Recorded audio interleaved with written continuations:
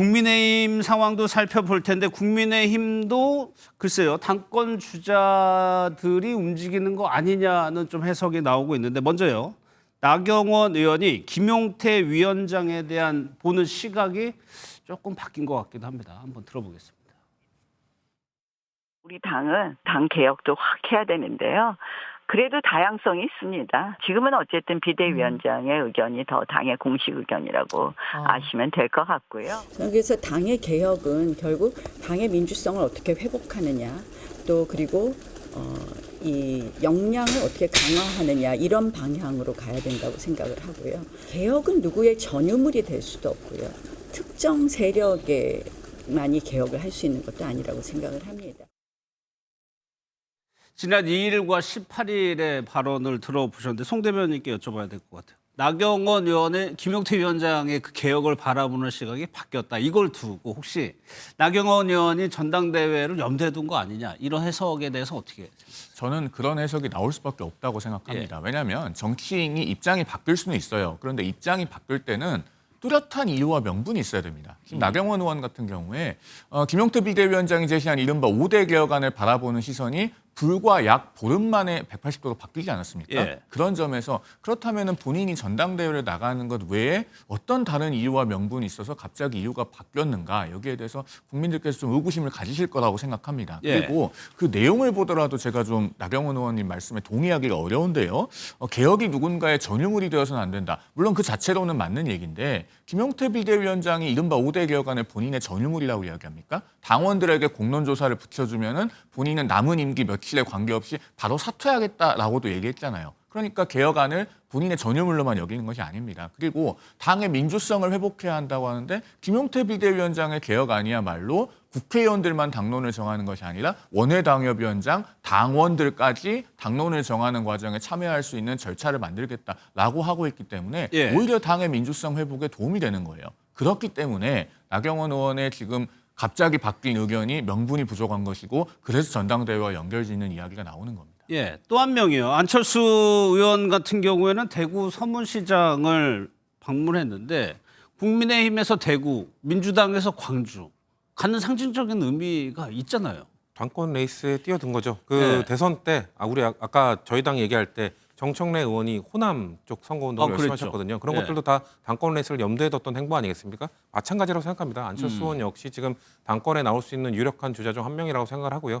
그리고 안철수 의원이 지난 국민의힘 대선 후보 선출 과정에서 패배한 이후에 그 입장이 다른 김문수 후보가 선출됐음에도 불구하고 열심히 선거운동하지 않았습니까? 그때 예. 보수 지지층 내부에서도 안철수를 재평가한다 이런 이야기들이 좀 많이 나왔었거든요. 그렇기 때문에 아마 안철수 의원은 본인이 이런 보수 지지층이 있는 곳에 가서 민심을 한번 확인해 보자는 차원에서 이렇게 당권 레이스를 저는 시작한 거라고 봅니다만, 예. 근데 지금 보수 지지층에서 국민의힘에서는 여전히 이 친윤 세력들 지금 윤석열 대통령이 탈당하고 지금 파면되는데 무슨 친윤이냐 말씀을 하시는 분들도 있더라고요. 근데 그럼에도 불구하고 그들은 여전히 구주류가 아니라 신주류입니다. 윤석열 전 대통령을 데려와서 대선 후보로 만들고 대통령을 시키고 그동안 권세를 누리고 그런 다음에 파면당한 다음에도 여전히 그들이 권세를 누리면서 본인들이 원하는 그 원내대표를 또 선출시키지 않았습니까? 네. 그런 걸로 봤을 때 이들과 반대되는 의견을 표할 경우 안철수 의원이라 하더라도 참 당대표가 되기는 어려울 거라 봐요. 근데 안철수 의원 그런 얘기 했잖아요. 특검에 적극 협조하기도 해야 된다는 발언을 했기 때문에 아마도 선거 과정 속에서 그 주류라고 하는 세력들이 안철수 의원을 조금 좋게 보다가도 예. 아마 그 발언 이후로 역시 안철수 의원을 우리의 대표주자로 내세울 수는 없을 거라고 아마 확정을 했을 거라 생각합니다. 그렇기 예. 때문에 저는 지금 국민의힘이 아까 앞서 다뤘던 김용태 비대위원장의 개혁안 정도도 전 최소한의 허들이라고 생각하는데 그것도 넘지 못하면서 개혁을 운운하면서 전당대회를 이야기하는 게 국민들 보실 때는 참 우스워 보일 거라 생각합니다. 그럼 송 대변인 지금 구주류, 구친윤 세력이 분명히 있고 그분들이 지금 차기 당권을 위해서 누군가를 어떻게 찾는 과정이라고 봐야 되는 겁니까? 아니면 그 자리를 대신할 사람들이 지금 손을 드는 과정이라고 봐요?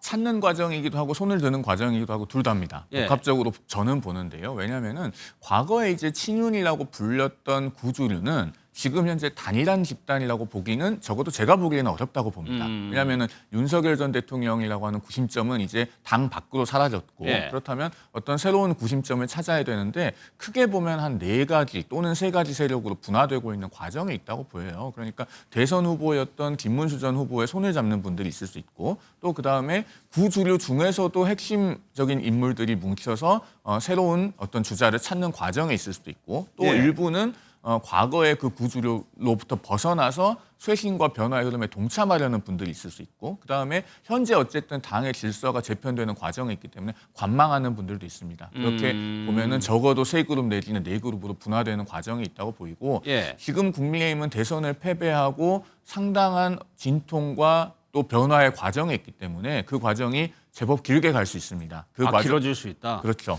그리고 네. 그 과정에서 분화는 계속될 것이기 때문에 이분들을 하나의 그룹으로 묶어서 전망하는 것이 어떻게 보면은 정치 분석에서 정확하지는 않은 상황일 수 있겠다라는 관점을 현재 가지고 있습니다. 여기에요. 이준석 의원도 국민의힘과 홍준표 전 시장에 대해서 언급한 부분이 있습니다. 그 내용 듣고 이어가겠습니다. 정당해산 심판을 만약 그 법무부에서 걸게 되면은 이재명 대통령이 법무부 장관 임명 걸게 되면은 95%는 안 되는데 네. 이번에 뭐 헌법재판관 이승엽 재판관 변호사 임명하려고 그러고 이런 예. 것부터 와서 뭔가 느낌이 싸한데 그럼 이 버스 이제 5% 확률 죽는 버스 이런 거죠 약간. 예. 그럼 이걸 거의 95% 안전한데 그래도 5% 타서 죽는 거면 좀 위험하잖아요. 상당 못해요. 상당을 하려 그러면은 대선이나 총선이 앞에 있어야지만이 좀 가능성이 생기는 거거든요. 네. 지방선거를 앞두고 창당하는 거는 사실 쉽지는 않고. 홍 시장 얘기 전에 우리 송 대표님께 그거 여쭤볼게요. 이준석 의원이 또 어떤 얘기를 했냐면 김용태 위원장에게 한번 전당대회에 출마해보는 거 어떠냐. 그 당원 혁신안을 아예 거기서 의견을 물어보라는 취지인데 그분에 대해서는 어떻게 생각하세요? 이준석 의원은 남의 당 사정에 너무 관심이 많은 것 같아요. 본인의 어떤 지금 정치적 제명 위기 그리고 예. 개혁신당의 전당대회 이런 것에 집중하는 것이 옳지 않겠나 하는 생각이 들고요. 김용태 비대위원장의 진로는 김용태 비대위원장 본인이 결정하겠죠. 그런데 앞서도 말씀드렸지만 개혁안이 누구의 전유물이 되는 것은 아니라고 저는 생각합니다. 그렇기 때문에 그 개혁안 나아가서 더 강한 어떤 쇄신과 변화의 드라이브를 누가 과연 가장 잘 실현시킬 수 있겠는가. 예. 여기에 지금 국민의힘 당원 지지층의 집단 지성이 모일 거라고 저는 생각해요. 아니 그 부분에 대해서 국민의힘 지지자들 상당수가 아마 그걸 원하는 분들이 있다는 얘기잖아요. 그게 그 전까지는 한동훈 전 대표 얘기 많이 나왔었지만 한 전 대표 지금 아직까지 명확한 의견 표명 안 하고 있는 상황에서 그쪽에서도 김용태 위원장이 그런 지지를 받아 수도 있는 거잖아요. 그러니까 이번 전당대회는 아직까지 시점, 방식 이런 것들이 다 확정이 되지 않았고 그렇기 때문에 어떤 분들이 최종적으로 전당대회 주자로 등판할지도 미정인 상황입니다. 예. 그래서 김용태 비대위원장이 그런 것을 여러 후보들 중에 가장 잘 실현시킬 수 있는 대상이라고 볼지 아니면은 훨씬 더 개혁과 쇄신의 드라이브를 강하게 걸고 실현시킬 수 있는 주자가 있다고 볼 것인지 이것은 결국은 상대적인 문제입니다. 그래서 예. 김용태 비대위원장이 제안은 했지만 다른 사람이 이어받아서 훨씬 더 잘할 수 있다고 하면은 그분이 당원들의 여망을 그리고 지지층의 여망을 받을 가능성이 상당히 높다. 또 이렇게 생각되기도 합니다. 정치 부회장은 어떻게 지금 국민의 상황을 좀 판단하고 있어요? 저는 이준석 의원이 김용태 위원장에게 왜 출마를 권유했을까? 예. 지금 이준석 의원은 결국 국민의힘으로 언젠가 다시 전 돌아갈 거라고 개인적으로 생각합니다. 아. 왜냐하면 본인이 보수의 적장자다라고 이번 대선부터 얘기를 했고 예. 결국 보수 진영의 재편을 통해서 본인이 다시 보수의 주자가 되겠다는 그 목표를 갖고 있는 사람이에요. 예. 그런 입장에서 봤을 때 지금 보수 국민의힘 진영 안에서 이준석 의원과 스탠스가 겹치는 사람이 한동훈 전 대표라고 저는 생각합니다.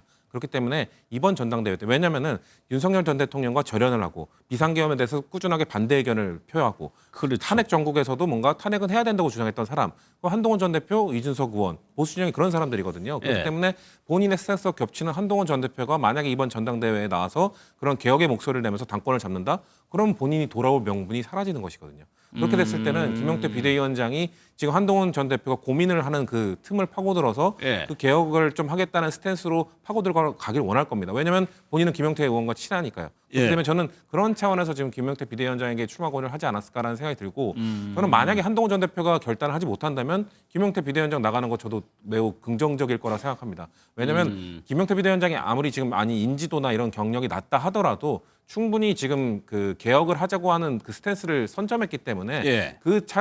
거기에서 지금 현 주류 세력들과 붙어서 혹시나 진다 하더라도 아마 정치적 자산으로 크게 남을 거기 때문에 예. 저는 그래서 김용태 위원장이 한동훈 전 대표의 이런 그 결단을 살펴보면서 아마 본인의 입지를 정하지 않을까 그렇게 봅니다. 송 대변인 여기에 뭐 덧붙일 말 있으세요?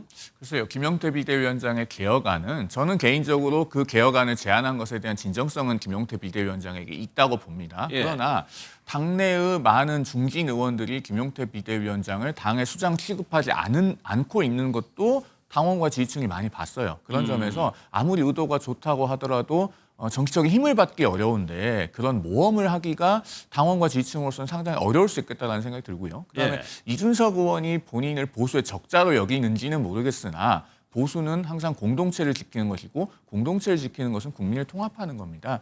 세상의 절반을 적으로 돌리고 보수 정치를 지킬 수는 없다라는 예. 말씀까지 드리겠습니다. 마지막으로 하나 여쭤볼게요. 이준석 의원의 전망은 홍준표 시장이 창당을 못할 거다라고 봤어요. 송 대변인도 비슷하게 그 보십니까? 부분은 대단히 현실적이죠. 왜냐하면 이준석 의원이 과거에 이제 바른정당과 국민의당의 합당으로 바른미래당을 해보지 않았습니까? 지방선거를 앞두고 만들었는데 결국 성공하지 못했어요. 그리고 그 바른미래당이 2018년 6월에 전국적으로 지방선거에서 참패한 이후에 당이 분당되기까지 1년 6개월이 걸렸습니다. 왜냐하면 총선이 임박해 있지 않았기 때문이죠. 우리 예. 정치의 법칙은 대선이나 총선과 같이 큰 선거가 있기 전에는 당이 쉽게 쪼개지지도 않고 신당이 만들어지지도 않습니다. 그 부분만큼은 이준석 의원이 경험을 해봤기 때문에 크게 틀린 이야기가 아니라고 생각합니다. 알겠습니다.